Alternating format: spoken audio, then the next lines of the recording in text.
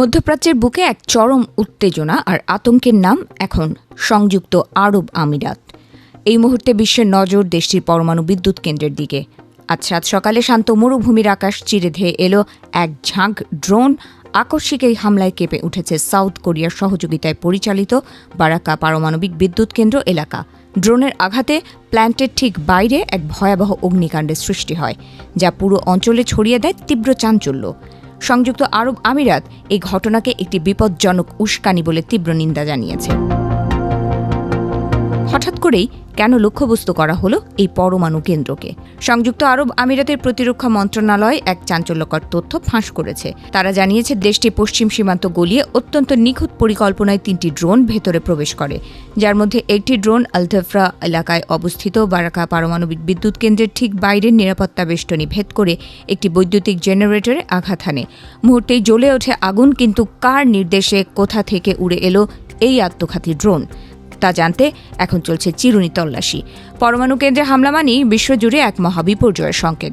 তবে সৌভাগ্যবশত এক চুলচেরা বিপদের হাত থেকে রক্ষা পেয়েছে মধ্যপ্রাচ্যের এই গৌরব।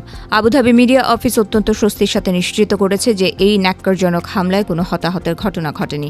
সবচেয়ে বড় স্বস্তির বিষয় হলো তেজস্ক্রিয়তার কোনো লক্ষণ বা নিরাপত্তার ঝুঁকি দেখা যায়নি। তবে চরম সতর্কতামূলক ব্যবস্থা হিসেবে একটি রিঅ্যাক্টরের কাজ সাময়িকভাবে বন্ধ রাখা হয়েছিল। বিদ্যুৎ কেন্দ্রটির পরিচালনাকারী দক্ষিণ কোরিয়ান প্রতিষ্ঠান কেপকো এবং আমিরাতের পারমাণবিক নিয়ন্ত্রণ কর্তৃপক্ষ ফ্যানআর এর এক যৌথ বার্তায় বিশ্বকে আশ্বস্ত করেছে। তারা স্পষ্ট জানিয়ে দিয়েছে, মূল পরমাণু চুল্লির ওপর কোনো সরাসরি আঘাত লাগেনি, আগুন লেগেছিল কেবল বাইরের বিদ্যুৎ অবকাঠামোয়। বর্তমানে সবকটি ইউনিট সম্পূর্ণ স্বাভাবিক ও সুরক্ষিত রয়েছে। তবে এই ঘটনা মধ্যপ্রাচ্যের আকাশ প্রতিরক্ষাকে এক বড়সড় প্রশ্নের মুখে দাঁড় করিয়ে দিয়েছে। কিন্তু কেন এই বারাকা প্ল্যান্ট এত গুরুত্বপূর্ণ এবং কেনই বা শত্রুদের এত চোখ এর ওপর? 2020 সালে যাত্রা শুরু করা এই পারমাণবিক কেন্দ্রটি আরব বিশ্বের প্রথম পরমাণু বিদ্যুৎ প্রকল্প। আবুধাবি থেকে 200 কিলোমিটার পশ্চিমে অবস্থিত এই বিশাল স্থাপনাটি পুরো আমিরাতের প্রায় 25% বিদ্যুতের চাহিদা একাই পূরণ করে।